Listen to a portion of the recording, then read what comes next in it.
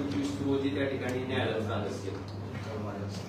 त्या आरोपपत्राचा अभ्यास केल्याच्या नंतर मला फक्त पूर्वी एका गोष्टीची तुम्हाला आठवण करून द्यायची आहे की डिसेंबर 2023 मध्ये राणा पाटलाला समजलं होतं की त्यांचा कार्यकर्ता हा ड्रग्सचा आहे.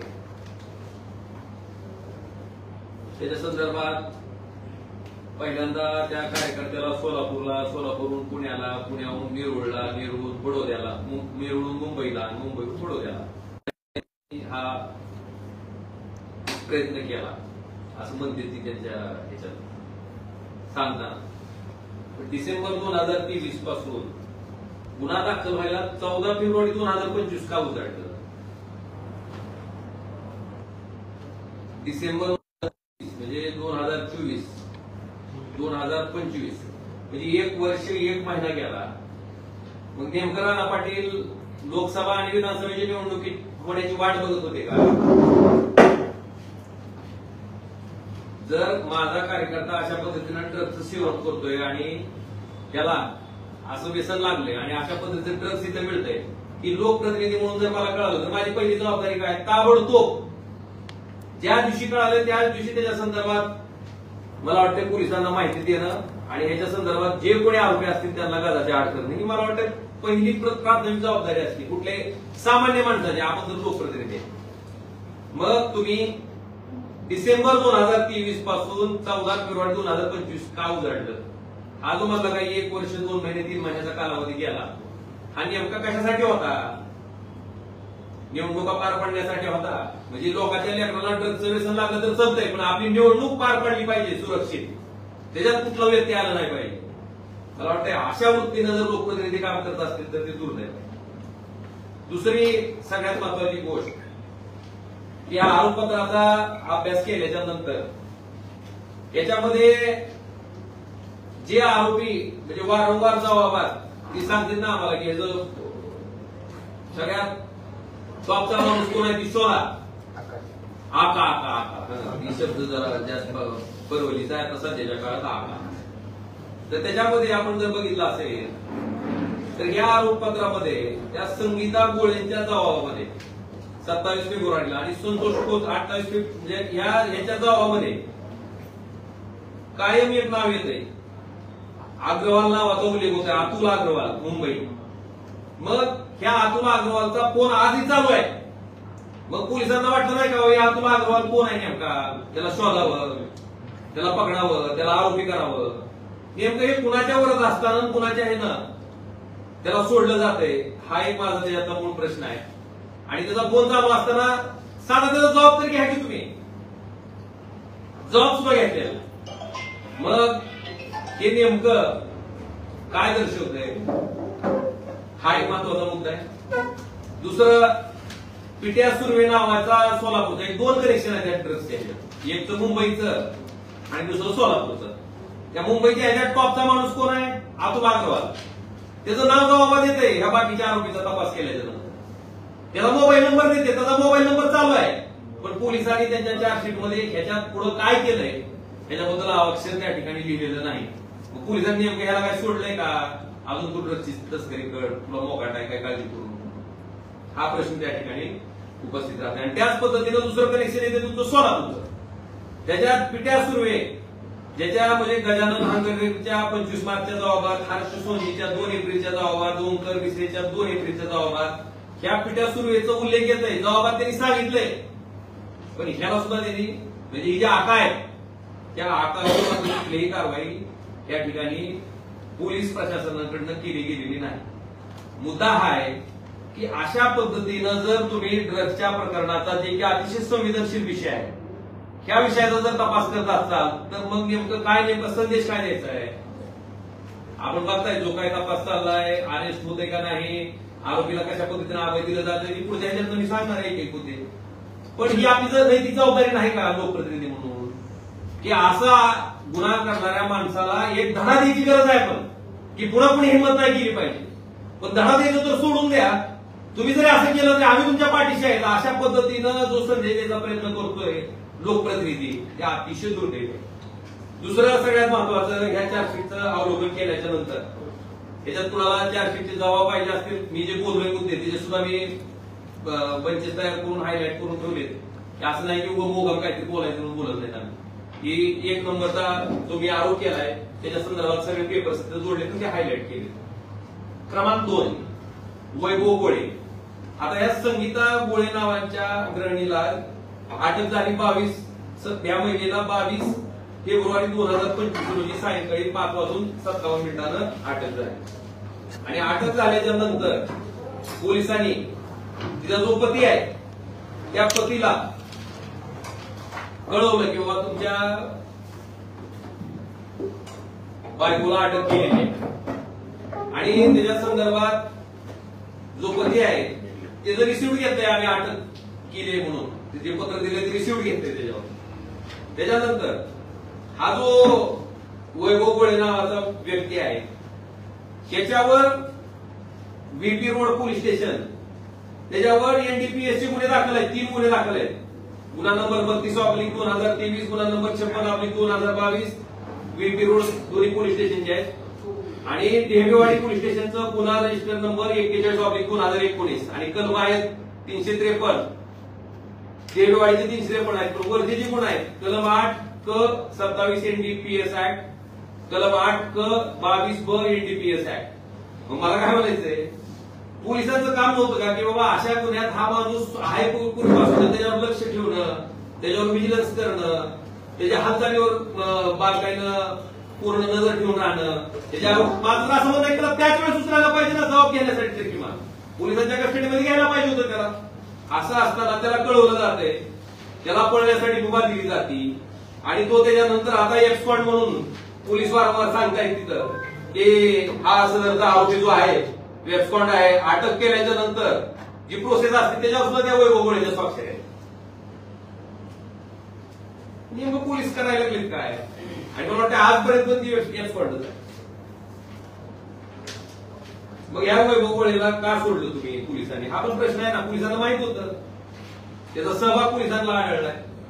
मग त्याच्यावर नजर ठेवणं सर्व तपास अशा पद्धतीने केला जातो का? त्याला ठरवलं जातं की अटक केली पळतो आता, आणि पुन्हा 8 तास म्हणून त्याच्या मागे लागले, त्याला हुडकायला लागले जातं कुठे गेला, आता कुठे गेला, आता कुठे गेला. क्रमांक 2 हा विषय. पुन्हा ह्याच्यात तस्कर करणारे वेगळे आणि सेवन करणारे कुणाच्या सोयीसाठी केले नेमकं? म्हणजे ड्रगची तस्करी करणारा गट वेगळा आणि ड्रगचं सेवन करणारा गट वेगळा. यात गंमत अशी आहे की आपण जर बघितलं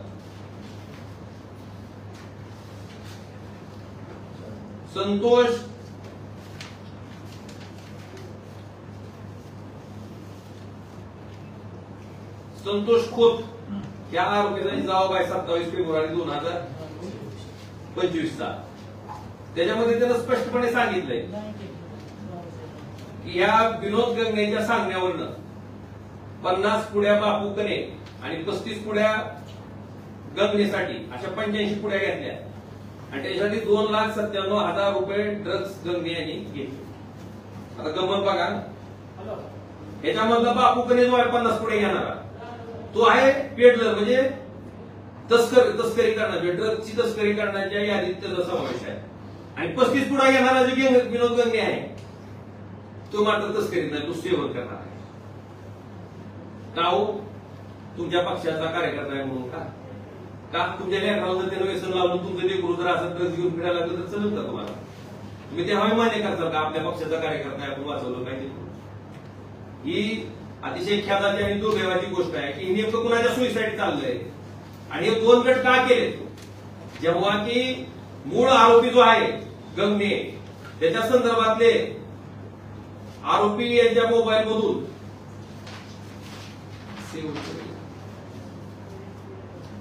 2 गट केलेत बघा. एका ह्याच्यात 26 जे आरोपी आहेत ते तस्कर म्हणून त्यांनी निष्पन्न केलेत आणि त्याच्या खाली साधारणतः जवळपास 10 जे आरोपी आहेत त्याला सेवन गटातले आरोपी म्हणून असं म्हणजे बायफर्गेशन केलं.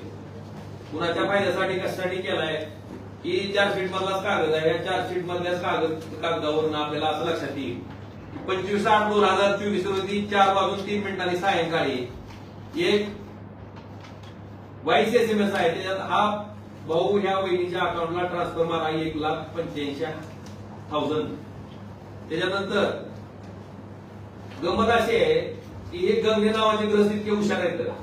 त्यांनी काय केलं, ही 1,85,000 जी ट्रान्सफर आहे ती स्वतःच्या अकाउंटवरून मारलेली नाही तिने.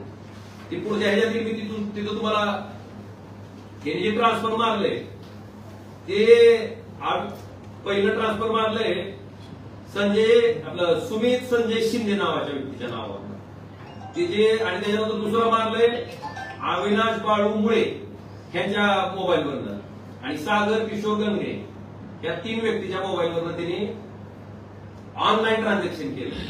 त्यांना माहिती आहे ट्रकला पैसे द्यायचे, आणि ह्यांना पुन्हा कॅश दिले. फोन पे कोणाला करायला लावलं, ह्या तिघांना, आणि कॅश कोणी दिली, परत तेच गंगे, विनोद काय पिटू उर्फ विनोद गंगे. हा म्हणजे ड्रग्सची डिलिव्हरी स्वतः घेतली, पैसे स्वतः दिले, सगळं झाले, तरी पण ते सेवन गटातले आहेत, ते तस्कर नाही.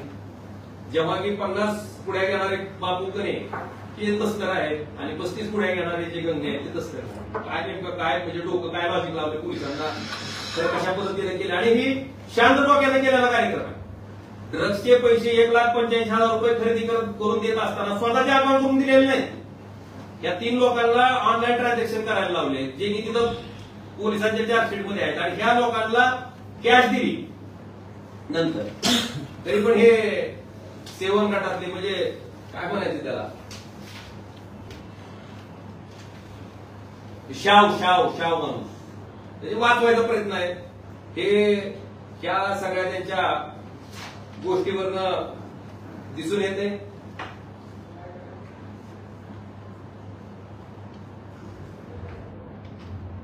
दुसरी 6वी गोष्ट, व्यसनमुक्तीनंतर परत गंगेने ड्रग्सचं सेवन केलेलं आहे. त्यांच्यासाठी व्यसनमुक्तीवर उपचार करण्यासाठी त्यांनी पत्रकार परिषदेत सांगितलं की तेरणा नेरूळ त्याचा काय कागदपत्राचा कुठं उल्लेख नाही, पण त्याच्यानंतर जे हिने ड्रग्स घेतले 2,97,000, परत 1,85,000, ही 25 ऑगस्ट 2024 रोजी ही ड्रग्सची खरेदी केलेली आहे. म्हणजे ह्या सगळ्या दिव्यातनं पार पडून त्याच्यातलं सगळं बघून की आता आपल्याला ड्रग्स सोडायचे म्हणून जी मागे सांगितला प्रवास तुम्हाला, त्या सगळ्या ठिकाणी जाऊन आली, आणि तेवढ्या ठिकाणी जाऊन येऊन परत जे करायचं तेच कार्यक्रम यांनी चालू केला. म्हणजे परत सुद्धा व्यसनमुक्ती म्हणते नाही, त्याच्यानंतर सुद्धा ड्रग्सचं सेवन केलं हे त्याच्या अकाउंटच्या स्टेटमेंट पोलिसांनी जे चार्जशीट सबमिट केलंय त्याच्यावरच्या अकाउंटच्या स्टेटमेंट म्हणून त्या ठिकाणी दिसतंय. आता 7वा सगळ्यात महत्वाचा मुद्दा, बापूकडे याचा आयसीआयसीआय बँकेचा 24 पानी स्टेटमेंट आहे बापूकडेच. त्याच्यात फक्त 4च पानं जोडली आहेत, बाकीची 20 पानं जी आहेत ती जोडलेलीच नाही स्टेटमेंट. एखादं अकाउंट एखाद्या आरोपामध्ये जर वापरलं गेलं असेल तर त्याच्यावर झालेल्या प्रत्येक ट्रान्झॅक्शनचा अभ्यास करणं पोलिसाचं काम आहे का नाही, त्याचा तपास करणं काम आहे का नाही, का फक्त 4च पानाचा करायचा 20 पानाचा सोडायचा का?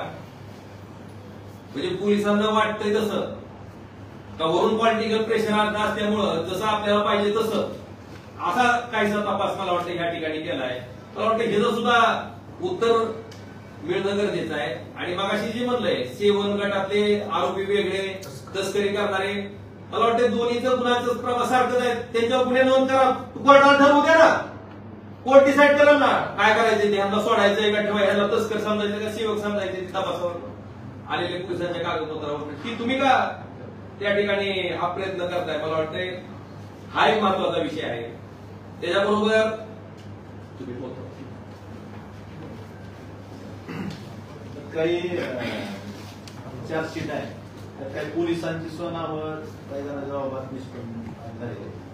मग मुख्यमंत्री साहेब एका बाजूला म्हणतात की यात पोलिसांचा सहभाग असला तर आमच्याला निलंबित नाही बडतर्फ करणार. मग ज्यांची पोलिसांची नावं चार्जशीट मध्ये आले अधिकारी असतील पोलीस कर्मचारी त्याच्यावर काय कारवाई केली आपल्या पोलिसांनी, धाराशिवच्या पोलिसांनी काय कारवाई केली त्याचं आजपर्यंत तुम्हालाही माहित नाही, आम्हालाही माहित. कारण जे जर त्याचं काम आहे रक्षण करायचं हेच जर तिथं हे करत असतील आणि त्याचा काही ठिकाणी उल्लेख आला पण पोलिसांनी आतापर्यंत काही कुठल्याही पोलिसावर कारवाई झाली नाही, त्याचं उत्तर सुद्धा धाराशिवच्या पोलिसांनी दिलं. आणि बरेच आरोपी असे आहेत की त्यांच्या जबाबात नाव आले. काही लोक तुम्हाला म्हणजे काही लोकांना जामीन करून अडकवायचं, काही लोकांना जामीन करून सोडून द्यायचं, असं का सगळ्यांना सारखा न्याय लावला पाहिजे हे आमचं म्हणणं आहे. त्यामुळं ह्या बाबतीत सुद्धा काही जबाबात नाव आले 400 जबाब आहेत आम्ही जे बोलतोय त्यावेळी मनाचं काहीच बोलत नाही. पोलिसांनी ते 400 कोर्टात दाखल केलेलं आहे. त्याची आम्ही नकल काढून त्याच्यावर थोडा अभ्यास करून शिकवतो. आणि ह्या सगळ्या गोष्टी साहेबांनी सांगितल्या ह्या सगळ्या गोष्टी ज्या आहेत ह्याबाबत पोलिसांच्या भूमिकेबाबत कुठेतरी साशंकता सगळ्यांमध्ये निर्माण झालेली आहे. त्यामुळं कोणाचं प्रेशर खाली आहे पुढे पोलीस करतात. या सगळ्या गोष्टीसाठी आम्ही माननीय मुख्यमंत्री आपले राज्याचे गृहमंत्री यांना भेटणार आहोत. ह्या सगळ्या गोष्टी त्यांच्या निदर्शनास आणून देणार आहे हे आम्हाला आजच्यापासून आपण सांगायचं. पोलिसांची नावं सांगता. पोलिसांची नावं नाव आणि पद नाही ती जी जबाबात आले तुम्हाला त्याची कॉपी पाहिजे तुम्हाला देतो म्हणजे पुरावा सगळे छापा ना. बँक स्टेटमेंट 24 पानं असतात आणि नेमके 4 पानच काय केले काय हाच प्रश्न आहे ना. काय त्यांचे विशेष काय काय माहिती नेमकं पोलिसांना कुणाला वाचवायचंय का की त्याच्यात काही असे ट्रान्झॅक्शन आहेत की ज्या माणसाचे नाव समोर आल्याच्या नंतर हा कार मारणार आहे या भीतीमुळे पोलीस ती नावासमोर म्हणजे ती 20 पानं स्टेटमेंटची पुढे देत नाहीत का. लपवायचं काय कारण नाही ना सगळं जोडायचं. आणि अशा पद्धतीने जर पोलीस तपास करणार असतील आणि लोकप्रतिनिधी म्हणून जी मिळवते की आम्हीच ही इन्फॉर्मेशन दिली आम्हीच ही माहिती दिली त्यांना मी पहिला प्रश्न जर केलाय मी तुम्हाला डिसेंबर मध्ये 2023 मध्ये कळालेला असताना तुम्ही 1 वर्ष 2 महिने का शांत होतात निवडणुकीची संपायची वाट बघत होतात का त्या प्रश्नाचं उत्तर माझी विनंती आहे तुम्हाला त्याला विचारा तुम्ही. बरं ते ठीक आहे झालं तुम्ही निवडणुका पार पाडण्यासाठी थांबला जेव्हा आरोपी निष्पन्न व्हायला लागले तर त्यांना तर पाठीशी घालू नका ना. त्यांना कशामुळे पाठीशी घालताय मी तुम्हाला तुमच्या लक्षात आलं असेल त्याच्यात मी प्रांजळपणे सांगितलं होतं की आमच्यात नसलं कोणी असेल आम्ही स्वतः जरी असेल तर आम्हाला सोडू नका. आपण निरपेक्ष पाहुण्यांच्या समोर गेलं पाहिजे ना. नुसतं लोकांचे प्रतिनिधी म्हणून आपण सांगायचं आणि वागताना जर वेगळं वागत असू तर हे का. आणि सगळ्यात महत्वाचा मुद्दा आहे की ते वारंवार सांगते की आम्ही इन्फॉर्मेशन दिली आम्ही इन्फॉर्मेशन समजा गरीब धरा की मी इन्फॉर्मेशन देणार जर आमदार तिथं असतो तर सर्वोच्च सभागृह कुठल्याही वया संदर्भात आवाज उठवायचा. समजा आमदार असेल तर महाराष्ट्राची विधानसभा आणि खासदार असेल तर देशाची लोकसभा आहे. लोकसभेत ह्याच्या संदर्भात मी बोलतो विधानसभेत कैलास पाटील साहेब बोलले मग राणा पाटील का बोलले ना ह्या प्रश्नाचं उत्तर करा. तुमची प्रांजळ इच्छा आहे ना तुम्ही इन्फॉर्मर आहेत ना तुम्ही मोठं मन करून तिथं सांगायला पाहिजे होतं ना.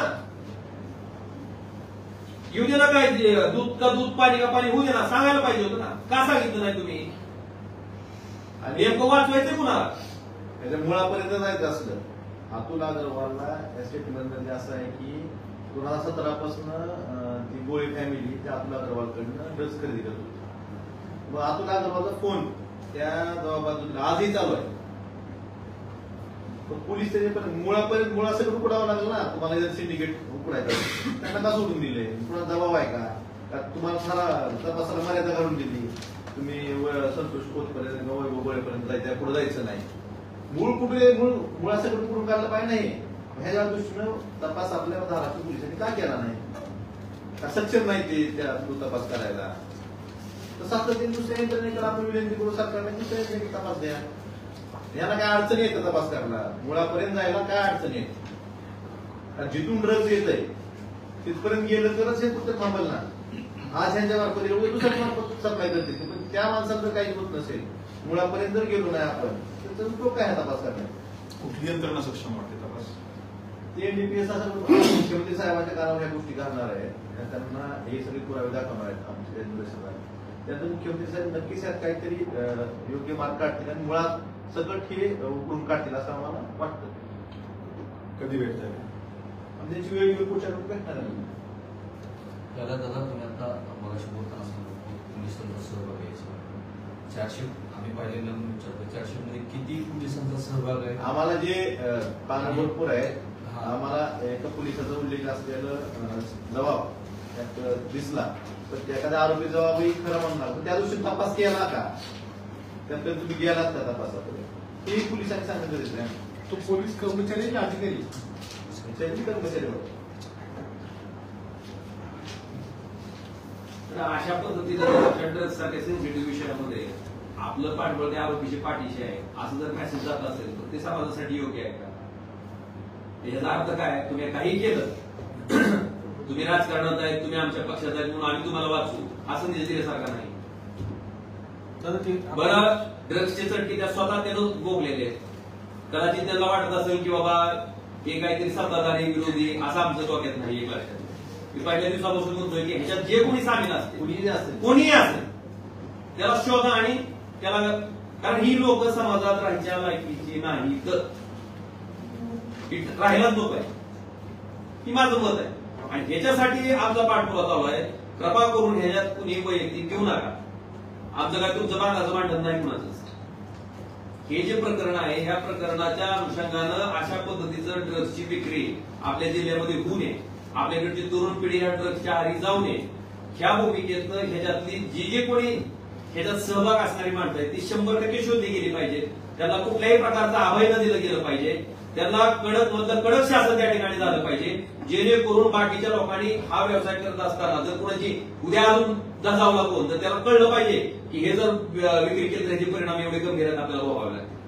असं ते देणं गरजेचं आहे का नाही? दादा नेमकं तुमचा आक्षेप कुणावर आहे? राजकारणी लोकांवर आक्षेप आहे, पोलिसांवर आक्षेप आहे तपासाच्या बाबतीत? तपासातले ज्या काही गुन्हेगार आम्हाला दिसतात आम्ही अगदी पुराव्यासहित तुमच्या सगळ्याच्या समोर मांडायचं काम आता केलं.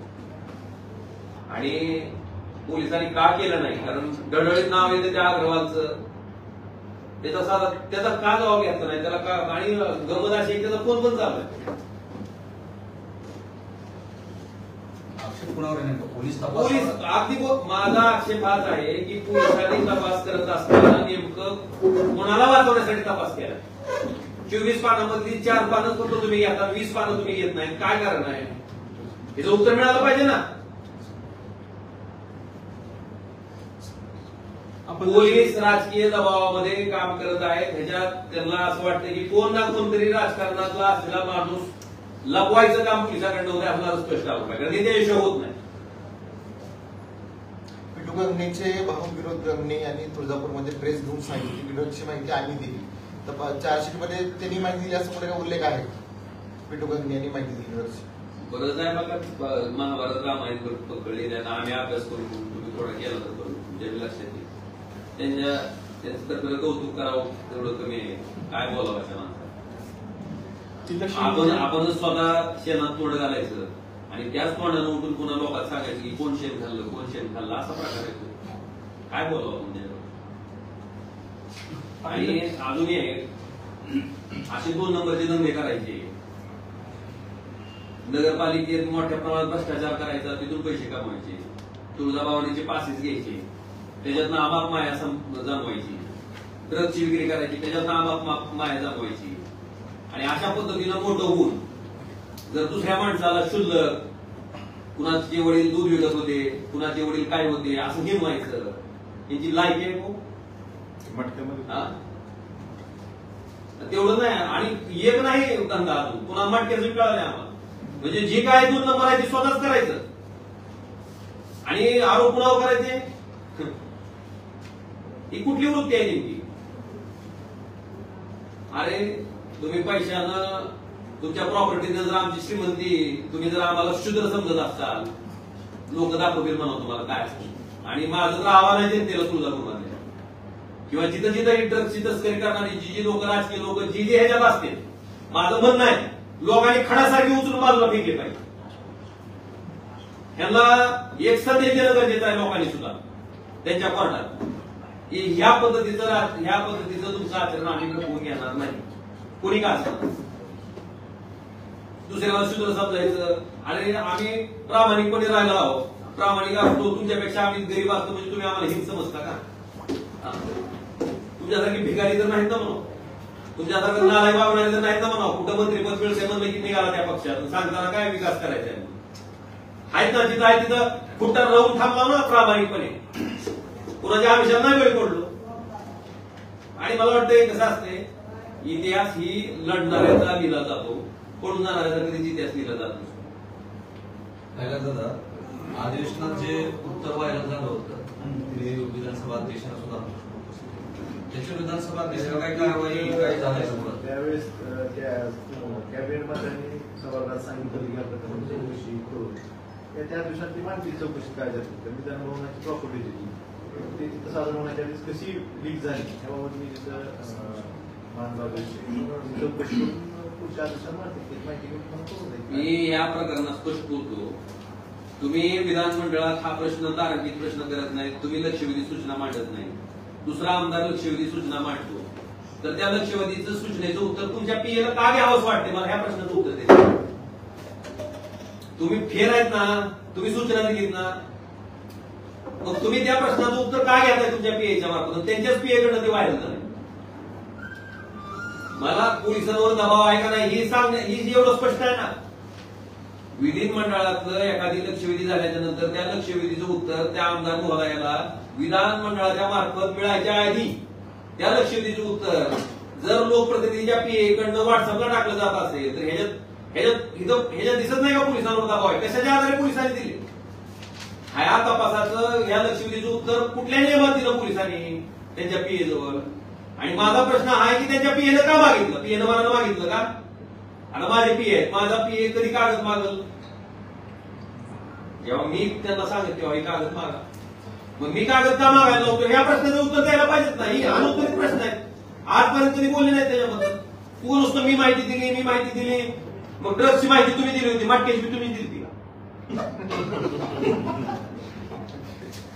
तर मटक्याची धाड पडली, मग ती कुणी दिली? आता या संदर्भात तुम्ही मुख्यमंत्र्यांना भेटल्यानंतर ही जी चार्जशीट दाखल झाली आहे त्याच्यात काय बदल अपेक्षित आहे तुम्हाला आणि काय होईल? सखोल तपास व्हावा, निपक्षपातीपणे कुणाला अडकवायचं किंवा वाचवायचं अशा पद्धतीने तपास झाला नाही पाहिजे. जो काय तो सरळ बाधित तपास व्हावा आणि जे दोषी आहेत कुणी का असलं तरी त्यांच्यावर कारवाई आणि कितीही मोठा असला म्हणजे ते आपला अग्रवालची पुढची कुठली लिंक असली तिथपर्यंत पोलिसांनी जावं आणि मुळात सगळं हे ड्रग्सचं रॅकेट उघडून टाकावं ही म्हणजे आता ही दाखल केलेलं जी चार्जशीट आहे त्याच्यावर तुमचे आक्षेप आहेत ना, त्याच्यात पण पूर्व तपास करतील ना. आणि ती म्हणतो आमचं म्हणणं आहे की चांगला अजून व्यवस्थित तपास व्हावा. मुख्यमंत्र्यांना निर्देश गोष्टी द्या, त्यांना वाटलं हे पोलीस करतील त्यांच्याकडे मदत केली. पण जे आरोपी फरार आहेत सध्या त्या संदर्भात काय नेमकी काय मागणी करणार सीएम कडे वगैरे? आरोपी फरार म्हणजे त्यांची संपत्ती जप्त करावी किंवा काय आरोपीची अटकपूर्व जामीन व्हावी ह्याची पोलीस वाट बघतात. हा प्रश्न कारण आम्हाला कळालं काय आरोपी न्यायालयात त्या ठिकाणी येते, न्यायालयातून जाते, पोलिसांना मात्र सापडत नाही. काय मला काय म्हणायचंय, काय संदेश द्यायला तो वैयक्तिक एकाच व्यक्तीच्या नावाबद्दल काय एवढं हे आहे? कोणी का असं माझं काय म्हणणं आहे, कोणी का आणि माझं तर म्हणणं आहे की संघटित गुन्हेगारीचा प्रकार आहे. ड्रग्ज विक्री करणं, मटक्याच्या बुक्या चालवणं, अजून काही गैरव्यवहार करणं ही संघटित गुन्हेगारीचा प्रकार आहे. मला वाटतं मकोका अंतर्गत त्यांच्यावर कारवाई होणं अपेक्षित आहे. मकोका अंतर्गत निस्ता सुरू असं नाही.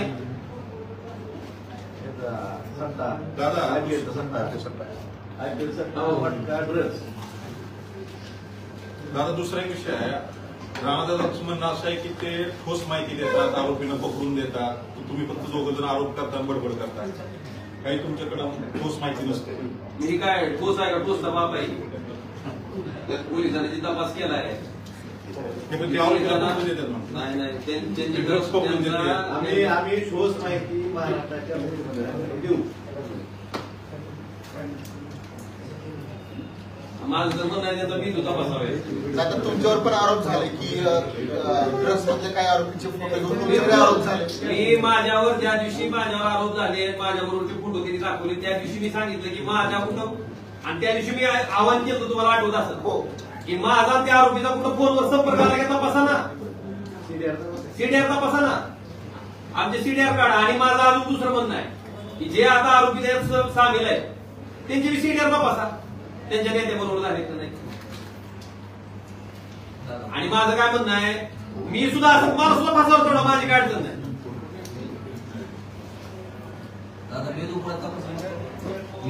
हे भावी काय स्वयंघोषित राज्यमंत्र्याचा त्याचा गरज नाही तुझा. तिले काय झालंय, कशाला शिक्षण झाले मला माहिती नाही, कॉन्व्हेंटच्या कशातरी शाळेत झाले त्यांना वाटतं ती एकटी हुशार आहे, दुसऱ्याला काय अडचण आहे का नाही. त्यांना ते एकटं ज्ञान म्हणजे आकडे ज्ञान म्हणजे जेव्हा ज्ञान वाटलं जातो तेव्हा ती एकटे जन्म झाला काही त्यांचं, बाकी पूर्ण होतं. अशा पद्धतीने भाषा असते. आणि कसं असतंय माणसाच्या बोलण्यातनं आणि वागण्यातनं ते उल्लेखित होते.